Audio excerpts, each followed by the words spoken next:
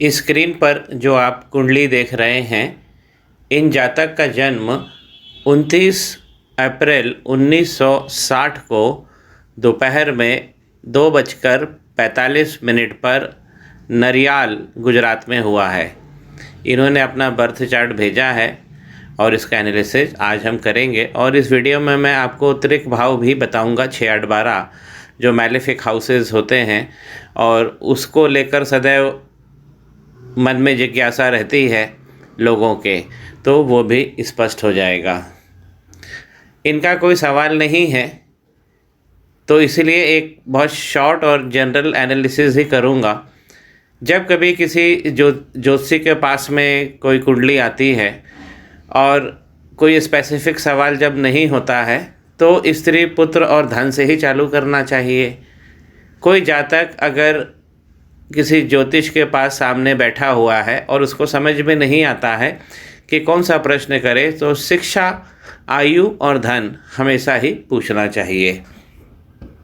शिक्षा, आयु और धन हमेशा पूछना चाहिए।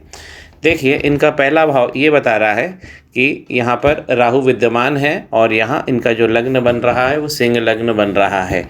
तो सिंह लग्न के स्वामी होते हैं सूर्य, जाकर बैठ गए हैं इनके लख के भाव में, भाग्य के भाव में, और यहाँ पर इन्होंने शुक्र आदित्य योग भी बना लिया है। तो ऐसा, और सूर्य भी उच्च का है, 15 डिग्री है, युवावस्था के सूर्य हैं और 1 नंबर मेष राशि में बैठे हैं। तो ऐसे सूर्य उच्च के होते हैं, और साथ में जब वीनस बैठ जाएं, शुक्र बैठ जाएं, तो शुक्र आदित्य योग बनाते हैं। ऐसा व्यक्ति धर्म से जुड़ता है और धर्म की स्थिति में भी लाभ में रहता है। और ऐसा कहा जाता है कि जो व्यक्ति धर्म से जुड़ जाता है वो बहुत जल्दी आइकन बन जाता है, समाज में प्रतिष्ठा मिलती है, मान मिलता है, सम्मान मिलता है, नाम मिलता है। तो इन व्यक्तियों को, ये जो जातक है, इनको इस चीज़ का भरपूर लाभ मिलेगा। जो इनकी राशि बनती है वो वृषभ राशि बनी है और चंद्रमा यहाँ पर बहुत उच्च के बैठे हैं। तो इनको कामकाज में भी नित्य नए साधन मिलेंगे, नए नए साहस उत्पन्न होंगे, और ऐसा चंद्रमा बहुत सारे योग और भोग को देता है। ऐसे लोग अच्छा पैसा कमा ही लेते हैं। इनकी कुंडली में जो देखने में आ रहा है, जो राहु यहाँ पर लग्न में बैठे हैं। अब जब राहु यहाँ पर लग्न में बैठते हैं तो व्यक्ति को रगड़ते हैं। व्यक्ति को बहुत सारी जगह पे कॉम्प्रोमाइज़ भी करना पड़ता है और उसको लोग बुद्धू भी बना देते हैं, उसका धन भी रख लेते हैं। तो राहु यहाँ पर बैठ के बहुत सारा संघर्ष देते हैं। अब राहु यहाँ बैठे हैं तो अपनी 7वीं दृष्टि से, मैं पत्नी के बारे में थोड़ा सा बता दूं, तो अपनी 7वीं दृष्टि से ये पत्नी के भाव को देख रहे हैं। और यहाँ पर केतु और मंगल की पहले ही युति बनी हुई है।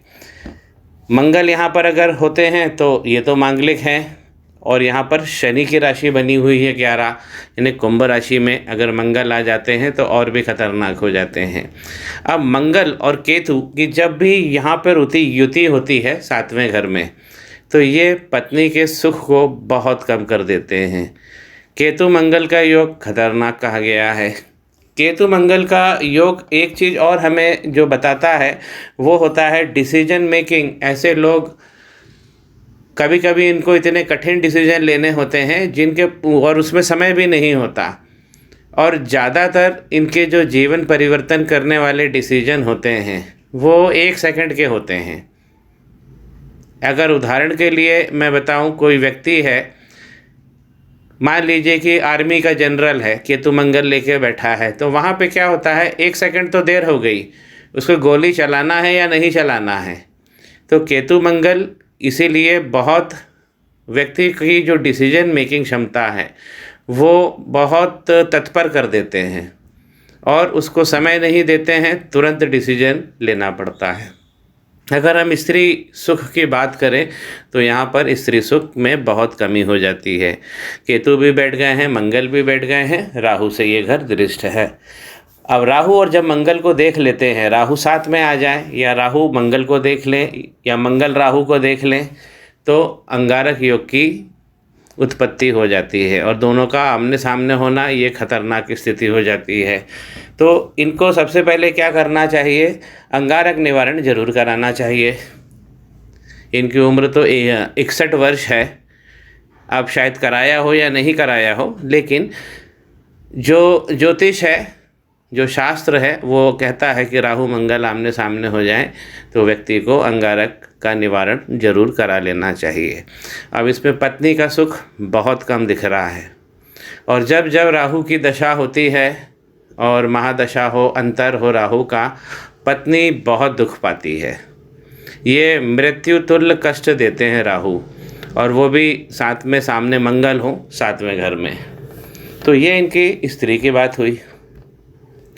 अगर मैं इनकी विद्या की बात करूं तो विद्या के भाव में देखिए, यहाँ गुरु बैठे हैं, वक्री होके बैठे हैं, स्टार लगा हुआ है, स्टार का मतलब वक्री होता है, अपनी ही राशि में बैठे हैं। अब इनके पास ये योग बना कि जुपिटर गुरु जब अपनी ही राशि में बैठेंगे, 5 नंबर पे बैठेंगे, तो बहुत व्यक्ति को ज्ञानवान बनाएंगे। लेकिन जब वक्री हो जाएंगे तो वो जो हमारे कक्षा का जो ज्ञान है वो हमारे प्रोफेशन में नहीं आ पाएगा, या कह लीजिए कि वो ज्ञान मर्यादित हो जाएगा। तो ऐसे व्यक्ति जो चीज़ों की पढ़ाई करते हैं वो ज्ञान उनके प्रोफेशन में काम नहीं आता है, उनको कुछ दूसरा ही काम करना पड़ता है। यहाँ पर शनि भी बैठ गए हैं गुरु के साथ में, तो शनि 5 नंबर घर में जब भी बैठेंगे तो व्यक्ति को रगड़ते हैं, और अच्छा खासा रगड़ते हैं। शनि भगवान जब भी पहले घर में विराजमान हो या 5वें घर में विराजमान हो, व्यक्ति को जमकर रगड़ते हैं। जब पहले घर में अगर बैठ जाते हैं तो ऐसा व्यक्ति अगर इस घर में बैठे हैं तो इस व्यक्ति का बचपन भी बहुत जटिल होता है और चीज़ों के लिए उसे तरसना पड़ता है, क्योंकि यहाँ पर अगर शनि बैठे हैं तो व्यक्ति को गरीब घर में ही पैदा करते हैं। जब शनि 5 नंबर पर बैठते हैं तो कर्म को ढूंढने में, उसकी दिशा को ढूंढने में कि कौन सा काम करना चाहिए, कौन सा नहीं करना चाहिए, या हम कहें कि उस काम का जो चुनाव होता है उसको पकड़ने के लिए व्यक्ति को बहुत मेहनत करनी पड़ती है। गुरु साथ में बैठे हैं तो यहाँ पर वो गुरु हेल्प भी करेंगे। तो गुरु और शनि की युति कैसी कही गई है। अब शनि अगर गुरु के साथ बैठेंगे तो अपने स्वभाव के हिसाब से उसको पकड़ लेंगे, तो थोड़ा सा नुकसान तो यहाँ करते ही हैं। गुरु के साथ अगर शनि बैठे हैं तो थोड़ा सा नुकसान करते हैं। तो यही जो इनका विद्या अर्जन का क्षेत्र है वो यहाँ पर दिक्कत दिखाई दे रही है, और वो ज्ञान मर्यादित हो जाएगा और उसके अलावा कोई दूसरा काम इन्हें करना पड़ेगा। शनि जब 5वें नंबर पर बैठते हैं तो संतान को भी कष्ट पहुँचाते हैं, वक्री होके बैठे हुए हैं। तो संतान ऐसे लोगों की हो जाती है लेकिन तकलीफ़ से होती है, तो उसमें अबॉर्शन ज़रूर देते हैं और सिजेरियन की संभावना भी बनाते हैं। जो इनके मरकरी बैठे हुए हैं, देखिए ये मरकरी यहाँ पर 8वें घर में बैठे हैं। मरकरी जब भी 8वें घर में बैठते हैं, अब हम थोड़ा सा त्रिक भाव की बातें कर लें, तो मरकरी यहाँ पर जब 8वें में बैठते हैं तो व्यक्ति को एनालिटिकल पर्सनालिटी बना देते हैं। गुप्त ज्ञान, व्यक्ति का कैलकुलेशन, व्यक्ति का इंटेलिजेंस, ये बहुत बढ़ा देते हैं। लेकिन यहाँ पर ये 12 नंबर लेकर बैठे हैं, यानी कि मीन राशि। तो मरकरी जब भी मीन राशि में बैठेंगे तो डेबिलिटेट हो जाएंगे, और डेबिलिटेट होने का मतलब है कि आपके डिसीजंस गलत करवा देंगे। अति उत्साह में व्यक्ति ऐसा डिसीजन लेता है।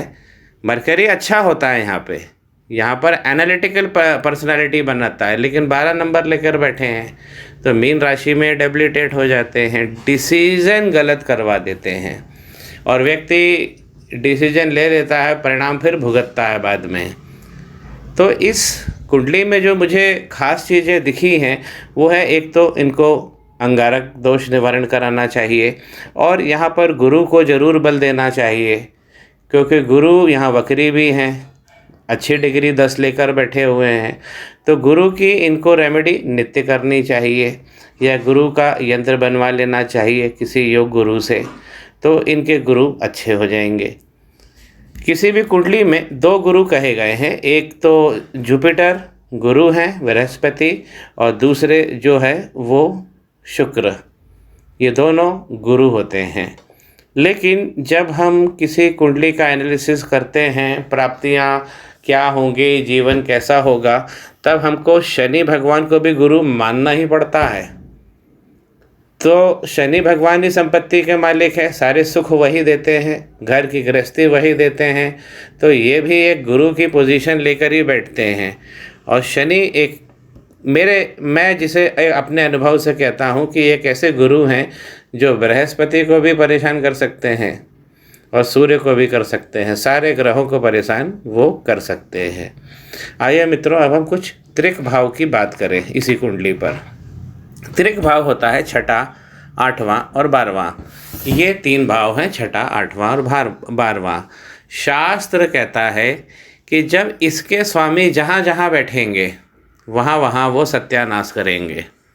तो पहले हम छठे भाव को समझ लेते हैं।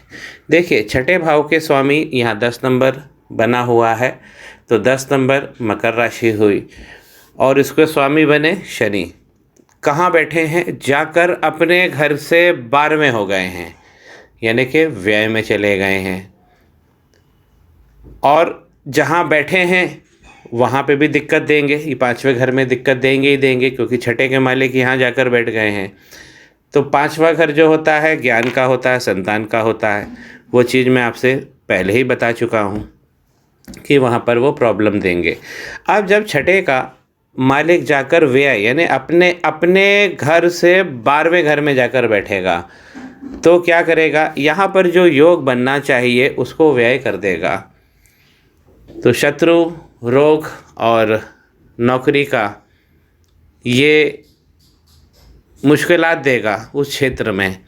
नौकरी ढूंढने में दिक्कत होगी, काम धाम ढूंढने में दिक्कत होगी, शत्रुओं को बढ़ा देगा। और रोग जो है वो भी शरीर में कहीं ना कहीं परेशानी हर थोड़े समय के अंतराल से वो आता जाता रहेगा। तो ये हुआ छठे भाव। लेकिन जब भी छठा भाव अगर जाकर बैठता है, ठीक है, उस भाव का नाश करता है, लेकिन अगर वो गुरु की दृष्टि में आ जाए या गुरु के साथ हो जाए तो उस कष्ट में ज़रूर कमी मिलती है। लेकिन गुरु मजबूत होना चाहिए। अब यहाँ पर छठे के मालिक जाकर बैठ तो गए हैं 5वें घर यानी अपने से 12वें घर में, और बैठ गए हैं गुरु के साथ। तो जहाँ वो तकलीफ़ देने वाले थे कम देंगे, लेकिन गुरु मजबूत होने चाहिए। लेकिन यहाँ गुरु बहुत कमज़ोर हैं। तो यदि ये अपने गुरु को अच्छा कर लेते हैं तो इनका ये वाला भाव बहुत अच्छा हो जाएगा और 5वां भी अच्छा हो जाएगा। 8वें की बात करते हैं।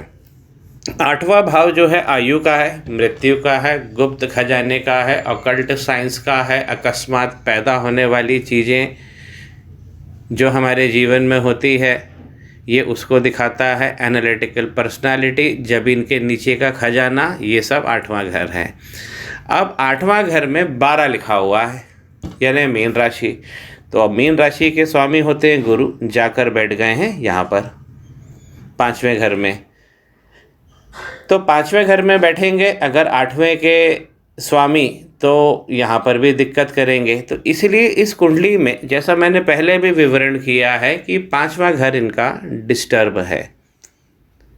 और अगर वो किसी अच्छे प्लैनेट से दृष्ट हो जाए, अब जैसे यहाँ गुरु है तो यहाँ पर कोई ऐसा प्लैनेट नहीं दिख रहा है कि चंद्रमा भी यहाँ पर 7वीं दृष्टि से देख रहा है, शुक्र भी यहाँ पर देखिए 7, शुक्र अगर देख रहे हैं यहाँ पर तो यहाँ पर 7, 8 और 9, तो ये एक शुभ दृष्टि है।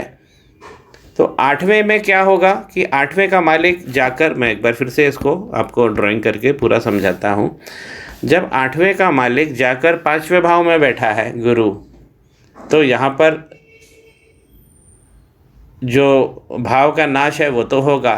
अब हमको देखना है कि क्या ये जो भाव है, ये जो प्लैनेट है, किसी शुभ ग्रह से दृष्ट हो रहा है क्या? तो यहाँ पर देखिए ये शुक्र से दृष्ट हो रहा है, ये 7, ये 8 और ये 9। तो 9वीं दृष्टि से गुरु को शुक्र देख रहे हैं। अब अगर शुक्र गुरु को देख रहे हैं तो ये वाले भाव में फिर हमें एडवांटेज मिलेगा। तो 8वां भाव इनका जो जहाँ पर कमी है, जहाँ डिसीजन जो मैंने पहले बताया है वो यहाँ गलत होने की संभावना तो बहुत ज़्यादा बन गई है, क्योंकि मरकरी यहाँ पे डेबिलिटेट हो गए हैं। लेकिन शुक्र जो है, इनके जो स्वामी हैं 8वें के, उनको बहुत अच्छी तरीके से कवर कर रहे हैं, और जो गलतियाँ गुरु या इनके ज्ञान में या डिसीजन लेने की क्षमता में जो कहीं गलती होगी तो उसे वो कवर भी करेंगे। तो यहाँ पर इनको शुक्र भगवान की आराधना करना चाहिए, क्योंकि ये बहुत अच्छी जगह बैठे हुए हैं। और एक बात है कि शुक्र जहाँ भी बैठते हैं उससे आगे वाले भाव को बहुत तेज कर देते हैं, वो उसका भाव प्रभाव बढ़ा देते हैं। अब आगे वाला जो भाव है वो कर्म का भाव है, बिजनेस का है, प्रोफेशन का है। यहाँ चंद्रमा तो पहले बैठे ही हुए हैं और 2 नंबर लेकर बैठे हुए हैं, उच्च के बैठे हुए हैं। तो इनके कामकाज, इनको धन भी मिलेगा और कामकाज भी बहुत अच्छा मिलेगा, क्योंकि यहाँ पर शुक्र जो है वो चंद्रमा को भी बढ़ा दे रहे हैं और इस भाव को भी बढ़ा दे रहे हैं। यहाँ पर 2 लिखा है, यहाँ वृषभ राशि है और ये शुक्र की ही राशि है, तो अपने ही भाव को देख रहे हैं, अपने ही भाव को वो बढ़ा देते हैं। ये शास्त्र कहता है जहाँ शुक्र बैठते हैं उसके आगे वाले भाव में भी वृद्धि करते हैं, और जो प्लैनेट बैठा हुआ है, अब वो चाहे कैसा भी हो, अच्छा होगा तो अच्छे भाव में, अगर वो नीच का होगा तो नीच भाव में। लेकिन यहाँ पर चंद्रमा सही बैठे हुए हैं तो इनके बिजनेस और प्रोफेशन में चमक भी लाएंगे। तो इनको काम धंधा जहाँ मिलने में मैंने बताया था कि जो मुश्किल होती है तो उसको कवर भी करेंगे। अब आइए 12वां घर देखते हैं। ये है हमारे व्यय का घर और यहाँ 4 लिखा हुआ है। अब इसके स्वामी जहाँ बैठेंगे वहाँ पे भी लफड़ा करेंगे ही करेंगे, शास्त्र ऐसा कहता है। तो 12वें का स्वामी जो कर्क राशि है वो बना चंद्रमा और जाके बिजनेस प्रोफेशन के घर में बैठा हुआ है। यहाँ पर बैठ के इस भाव का सत्यानाश करेगा। लेकिन अगर हम इस भाव को देखें तो चंद्रमा यहाँ पर वृषभ राशि अपनी उच्च की राशि में बैठे हुए हैं। तो इसका क्या मतलब हुआ कि ये भाव बहुत अच्छा हो जाएगा, लेकिन जहाँ ये 100 रुपये कमाना चाह रहे हैं, धन तो इनको बेतहाशा मिलेगा, क्योंकि चंद्रमा की राशि यहाँ पर वृषभ है, धन तो मिलेगा, लेकिन जो अपनी कल्पना से वो 4 गुना ज़्यादा धन कमा सकते हैं, यहाँ धन कम हो जाएगा। हालांकि वो कम धन भी इनको ज़्यादा दिखेगा, क्योंकि ये भाव ऐसा है और यहाँ शुक्र भी बढ़ा रहे हैं चंद्रमा का भाव। तो यहाँ पर जो 12वें के स्वामी जो नुकसान कर रहे हैं वो चंद्रमा अपने प्लेसमेंट से बहुत अच्छे हो पा रहे हैं, साथ में यहाँ पर जो शुक्र है वो भी इस भाव को बढ़ा रहे हैं। तो बिजनेस और प्रोफेशन की बात तो बहुत अच्छी बनेगी। साथ में जो गुरु हैं वो अपनी 5वीं दृष्टि से इस शुक्र और सूर्य को भी देख रहे हैं। गुरु हालांकि कमज़ोर है क्योंकि वक्री है यहाँ पर, लेकिन ये वाला भाव बहुत अच्छा बैलेंस हो जा रहा है। तो ओवरऑल इस कुंडली में जो सबसे अच्छे भाव निकल कर आ रहे हैं वो है इनका भाग्य का भाव और बिजनेस प्रोफेशन का भाव। लेकिन ये अगर अंगारक का निवारण करा लें और गुरु की रेमेडी करा लें तो इनके ये वाले भाव और डेवलप्ड हो जाएंगे। तब इनको धर्म में और कर्म में, पिता के सुख में, पिता की संपत्तियों में बहुत सारा लाभ मिलेगा। एक चीज़ जो छूट गई थी वो भी मैं आपसे कह दूं कि यहाँ पर देखिए काम इनको मिलेगा, नए नए साहस दिखाएंगे, लेकिन जो इनकम आएगी उस पर क्या फ़र्क पड़ेगा वो भी समझिए। ये है लाभ का भाव, जहाँ 3 नंबर लिखा हुआ है, ये लाभ का भाव होता है। अब इसके जो अधिपति हैं वो होते हैं बुध। अब वो जाकर कहाँ बैठ गए हैं, नीचे 8वें में बैठे हुए हैं।